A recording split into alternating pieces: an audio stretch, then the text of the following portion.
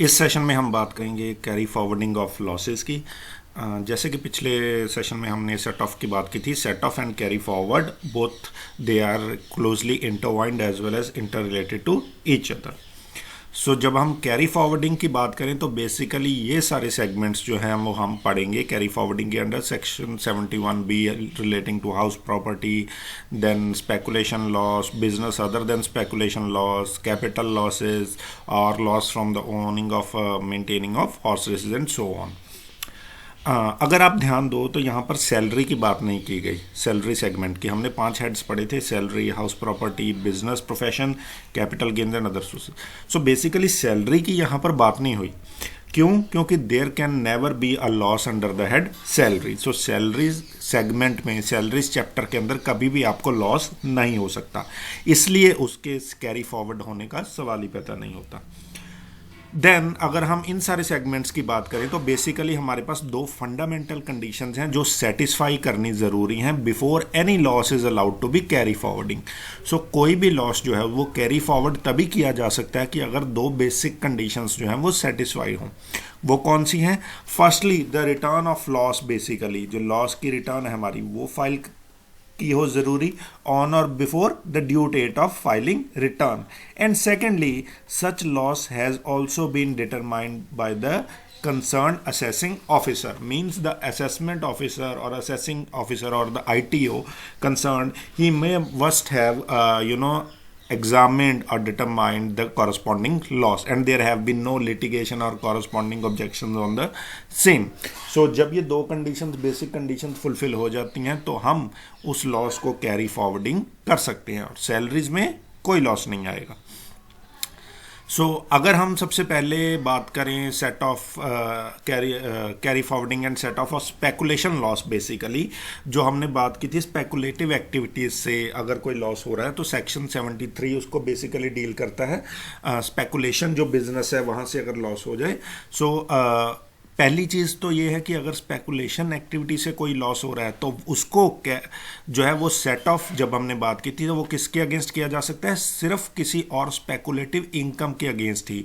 वो किसी non speculative income या non speculation business, ordinary business, normal business जो है उससे उसका नुकसान जो है स्पेकुलेशन वाला सेट ऑफ नहीं किया जा सकता। फॉर एग्जांपल गैम्बलिंग, बैटिंग या कुछ भी और स्पेकुलेशन एक्टिविटीज़ कोई कर रहे हैं, शेयर मार्केट के ओरिएंटेशन से कर रहे हैं किसी भी सेगमेंट में, उस केस में उसका लॉस जो है वो दूसरी किसी स्पेकुलेशन एक्टिविटी से ही एडजस्ट किया जा सकता है सेट ऑफ, और उसको किसी और नॉर्मल बिजनेस से सेट ऑफ नहीं किया जा सकता। दूसरी चीज़, अगर हम कैरी फॉरवर्डिंग की बात करें तो जो स्पेकुलेशन का लॉस है उसको हम 4 असेसमेंट ईयर्स तक कैरी फॉरवर्ड कर सकते हैं जिस असेसमेंट ईयर में वो इनकर हुआ है। So basically it can be carry forward up to an extension of 4 assessment years immediately following our assessment year. For example अगर हम फाइनेंशियल ईयर 2020-2021 की बात करें तो असेसमेंट ईयर होगा 2021-22। इससे आगे के 4 सालों में, क्योंकि इस साल जो असेसमेंट ईयर है इसमें तो हम ये तो एक्चुअल असेसमेंट ईयर है जहाँ पर पिछले साल की जो इनकम है उसको असेस कर रहे हैं। इस असेसमेंट ईयर के दौरान जब हमने सेट ऑफ वगैरह कर लिया, उसके बाद जो अगले वाले 4 असेसमेंट ईयर हमारे आएंगे 2022-23 ऑनवर्ड्स, तब उन 4 सालों में हम इसके जो भी लॉस है स्पेकुलेशन के बिजनेस से उसको कैरी फॉरवर्डिंग ले जा सकते हैं और वहाँ पर उन सालों की इनकम के साथ, स्पेकुलेशन की इनकम के साथ हम इसको एडजस्टमेंट कर सकते हैं।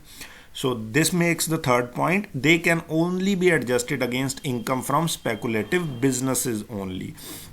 और कैरी फॉरवर्डिंग कब किए जा सकते हैं? वही जो बेसिक कंडीशन अभी हमने बात करी, अगर आपने within original due date जो फाइलिंग रिटर्न की थी अगर उसके अंदर अंदर रिटर्न फाइल कर दी, ठीक है, रिवाइज्ड रिटर्न बाद में फाइल कर सकते हो कि कोई एरर आ गया, कुछ गलत हमने फिगर डाल दी, 0 कम डाल दिया किसी इनकम में या 0 ज़्यादा डाल दिया था, बट जो ओरिजिनल रिटर्न है वो आपने ड्यू डेट से पहले फाइल करी हुई हो।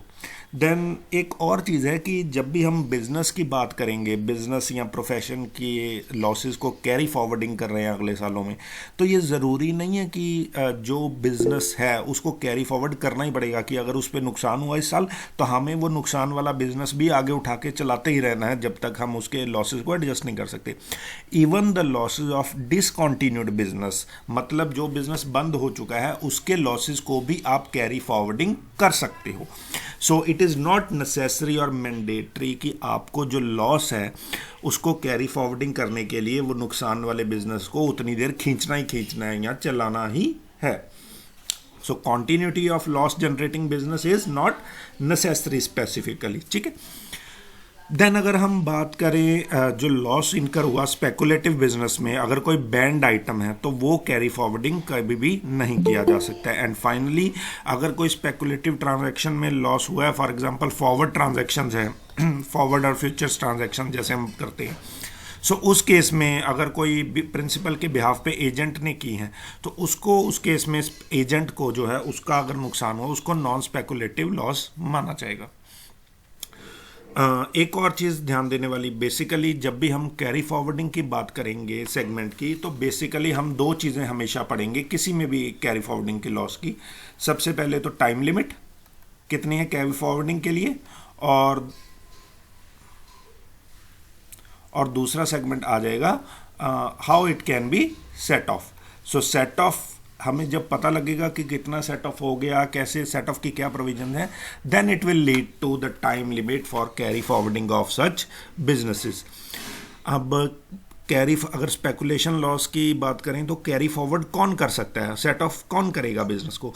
बेसिकली जो पर्सन जिसने वो लॉस इनकर किया हुआ हो उसी को सिर्फ राइट है कि वही उस लॉस को कैरी फॉरवर्डिंग कर सकता है और उसको क्लेम कर सकता है। जो सक्सेसर है, फॉर एग्जांपल बिजनेस किसी और को बेच दिया, फॉर एग्जांपल मोहित कोई बिजनेस कर रहा था, उसमें उसको नुकसान हो गया और उसने उसके बाद वो बिजनेस मुझे बेच दिया। सो अगर मैं सक्सेसर हूँ उस बिज़नेस का तो मैं उसको, जो मोहित ने लॉसेज उठाए हैं उनको कैरी फॉरवर्डिंग अलाउड नहीं है मुझे। हालांकि कुछ केसेस हैं जहां पर बिजनेस लॉस को कैरी फॉरवर्ड किया जा सकता है, और जो सक्सेसर होता है, जैसे अभी हमने एक ट्रांजैक्शन की बात की मेरी और मोहित की, सो कई केसेस ऐसे हैं जहां पर जो सक्सेसर होगा बाद वाला उसको जो है वो कैरी फॉरवर्डिंग करना अलाउड है पिछले जो प्रीडिसेसर है उसका लॉस के लिए। वो कौन कौन से केसेस हैं? सबसे पहले अगर ओनरशिप चेंज हुई है इनहेरिटेंस के through, for example father business कर रहा था, उसने उसके बाद सक्सेशन में बेटे ने बिजनेस अडॉप्ट कर लिया, कैरी फॉरवर्ड कर रहा है बिजनेस, बेटा चला रहा है। सो उस केस में कैरी फॉरवर्डिंग पिछले प्रीडिसेसर जो फादर को नुकसान हुआ वो किया जा सकता है। देन अमेलगमेटिंग कंपनी हो गई, अगर उसका कोई बिजनेस लॉस हुआ उसको कैरी फॉरवर्ड किया जा सकता है, जो फ्यूचर न्यू अमेलगमेटेड कंपनी बनी है वो।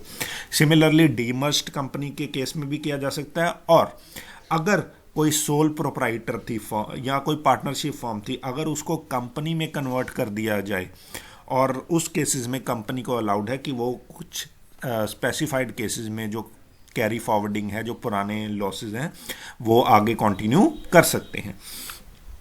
देन अगर हम इसी में एक और चीज़ बात करें, जो purchase and sale of shares का काम करते हैं कई लोग, ठीक है, उनका बिजनेस ही यही होता है, उसको जो है जो business of purchase and sale of shares और सिक्योरिटीज है, दैट इज नेवर ट्रीटेड और that is not suppose to be treated as speculation business. उसको हम स्पेकुलेशन बिजनेस नहीं मानते, उसको एक ऑर्डिनरी बिजनेस मानेंगे। ये इस सेक्शन 73 के अंदर एक्सप्लेनेशन में मेंशन्ड है। सो अगर हम बेसिकली बात करें तो वो असेसमेंट ईयर 2015-16 के बाद ये चीज़ मॉडिफाई की गई है कि जो अगर कोई बिजनेस कर रहा है जिसका प्रिंसिपल बिजनेस ही यही है कि sale and purchase of shares और सिक्योरिटीज़ कोई कंपनी कर रही है फॉर एग्जांपल, तो उसको स्पेकुलेशन बिजनेस नहीं मारना, उसको ऑर्डिनरी बिजनेस ही मानना है। देन अगर हम बात करें कैपिटल गेन्स के कॉन्टेक्स्ट में, तो सेक्शन 74 लागू होता है कैरी फॉरवर्डिंग की प्रोविजंस कैपिटल गेन हेड्स के लिए।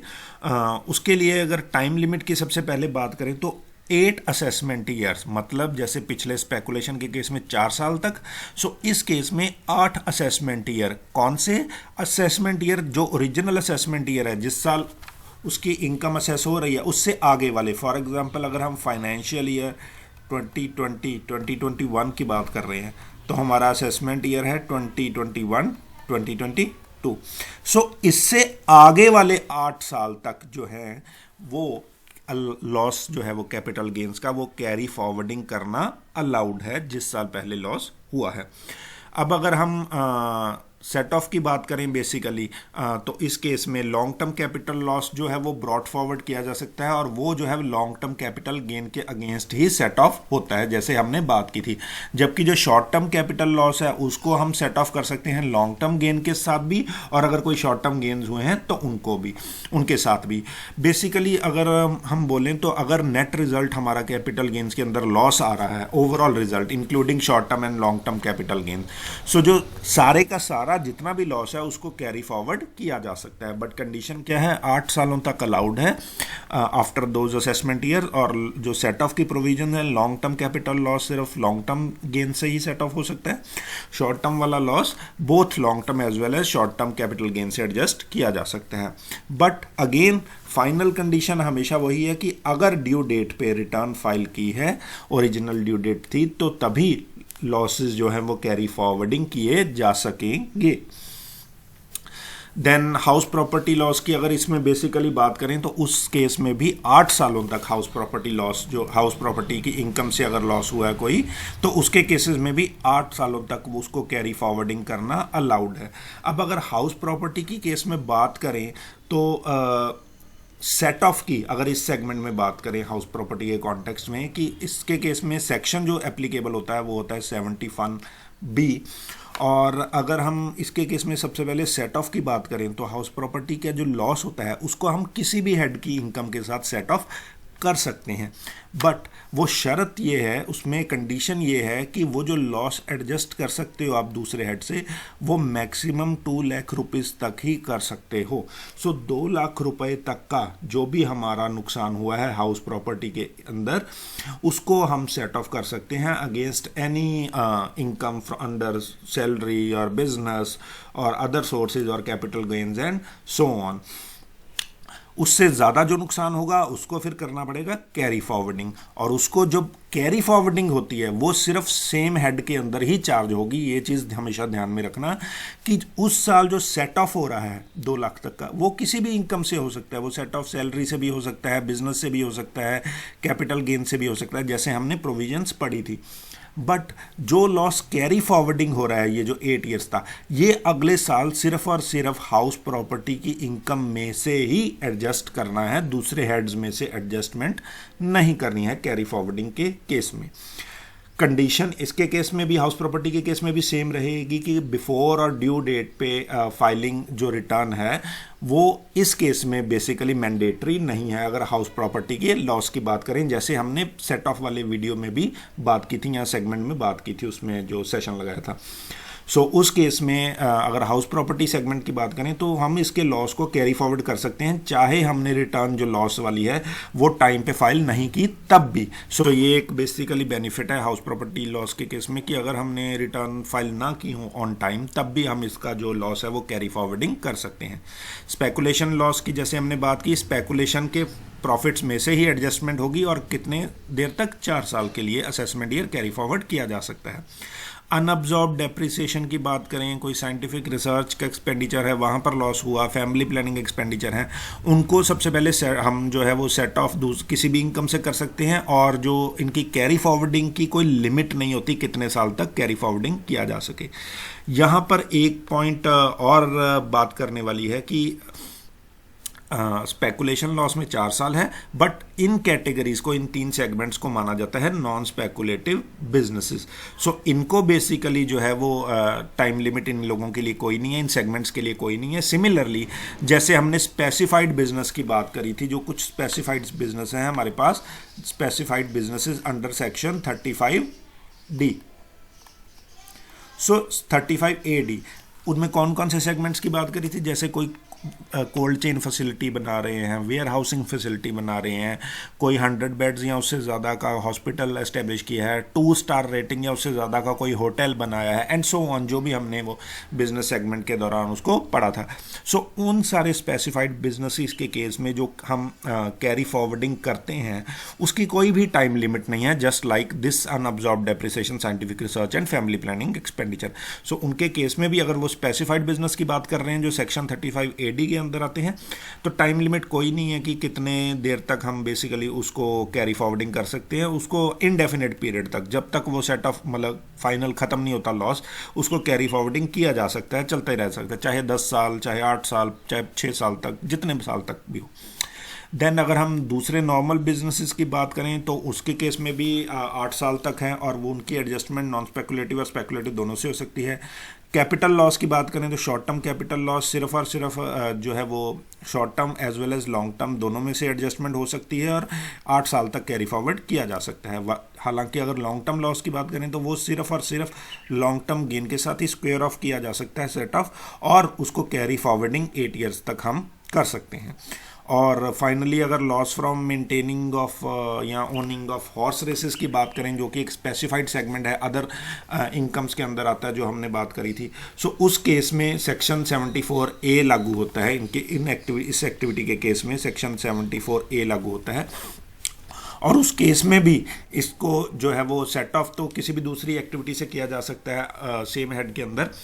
जो टाइम लिमिट है कि कितने साल तक वो कैरी फॉरवर्डिंग किया जा सकता है, वो है 4 assessment years following the corresponding assessment year. Set off during subsequent assessment year वो किसी भी इनकम, सेम इनकम हो सकती है, owning of maintaining of horse races and so on, basically उनसे भी किया जा सकता है। बट अगेन कंडीशन इन सब के केस में, हाउस प्रॉपर्टी के लॉस को छोड़ के बाकी सबके केस में ये कंडीशन है कि रिटर्न जो है वो हमने टाइमली फाइल की गई हो before due date of filing return under section 139(1) subsection 1। So अगर टाइम पे रिटर्न फाइल की है ओरिजिनल ड्यू डेट से पहले, तभी हम लॉसेस को कैरी फॉरवर्ड और कर सकते हैं, और फ्यूचर ईयर्स में जब हम उसको स्क्वायर ऑफ या सेट ऑफ उन इनकम्स में से कर सकेंगे। हालांकि हाउस प्रॉपर्टी के केस में लॉस है तो अलाउड है ये प्रोविजन कि चाहे आपने ऑन टाइम रिटर्न फाइल नहीं की, तब भी हाउस प्रॉपर्टी के लॉस को आप कैरी फॉरवर्डिंग कर सकते हो।